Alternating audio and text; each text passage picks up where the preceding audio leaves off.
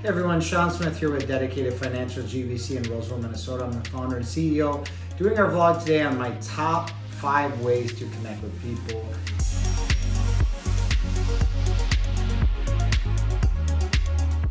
Again, these are things that just work for me. I appreciate all of you who tune in and like and subscribe and follow these videos. It's genuinely appreciated. So I hope this adds value for taking the time to tune in. So I'm going to jump right in.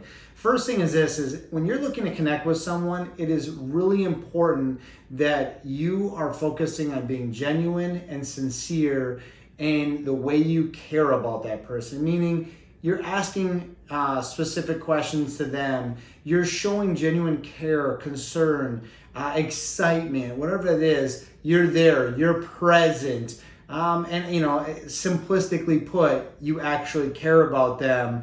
They're not just something you're moving. Hey, have a good day or whatever. And especially in business, it can get really convoluted with maybe they're a potential client. Don't lead with that.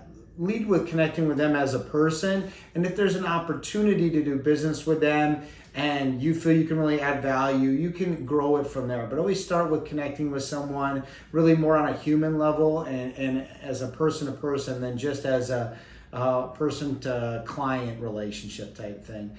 Second thing is stay away from really bland topic points like, hey, how was the weather? Hey, how did the Vikings do? Oh, they lost. Oh, we already know that.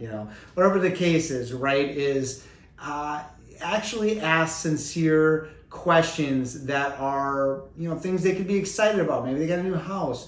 Ask how their kid's doing in the sports they're in. Whatever it is, asking specific questions. It actually reminds me of a joke my wife will say, is that I talk about all the things you're not supposed to talk about, whether it's religion or politics or uncomfortable questions, because I love talking about things that are important to people. And maybe those things aren't important to the person I'm talking to, but I like to find out what is important to them and talk about that. It's almost approaching conversations with people with a natural curiosity. And that can be really easy to do, I think, for some extroverts. So sometimes introverts, or maybe people that are extroverts but they feel really uncomfortable in a sales environment or going into like a big conference or maybe even public speaking. You can use these techniques in all of those situations. So talk about specific things. Be sincere, actually care. The next thing is look at people directly and speak with confidence, speak with clarity, use that sincere tone, be genuine in your approach. Another big thing I see is people trying to present themselves in a specific way. You know what I mean? And you'll see it in the way they dress and the way they talk, and they're trying to carry themselves in a specific way versus just being themselves. People want to connect with people that are just genuinely them, that are comfortable in their own skin. Don't try to be someone else. Don't try to be something you're not. Just be you. If you have to lean more professional because you're in a professional environment, be cognizant of that. But be okay with opening up, being transparent, and just being, the real you. And next is find a way to serve them. And what I mean by that is you can connect with someone at a gas station by giving them a compliment, thanking them, again, being sincere in those kind of situations.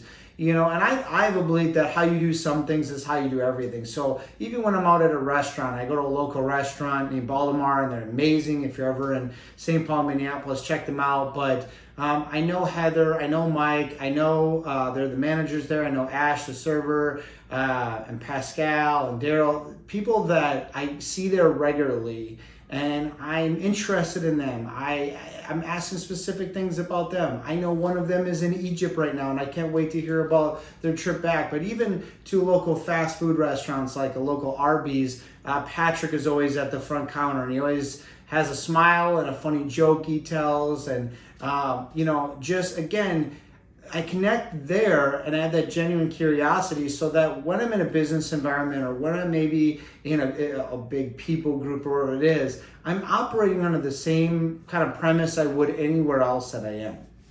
And finally, I'd say this is have a goal to leave someone in a better position, whether it be mentally, spiritually, emotionally, whatever it is, better than how you found them. And this can be very hard for leaders. You're task oriented, you're trying to get things done, and I fail at this all the time. I kind of see it as like the trust wall. You know, you want to have more bricks on than you take off, right? So the goal is, as best you can, when you interact with someone on your team or a client or a friend, whatever that is, how can you uplift them? How can you add value into their life? How can you be genuinely concerned or interested in what they're doing? And if you do that, it will come back to you and it'll drive that connection. And if you can connect your mission, the things that are really passionate in your life, to their mission and what they're really passionate about, and somehow put them together, you will drive some really deep connections. And that can happen in business, that can happen whether you're going to, a church or synagogue or something like that, wherever it is, when you're making those strong connections and you're tying into what their mission is like, what really drives them and connecting that to you.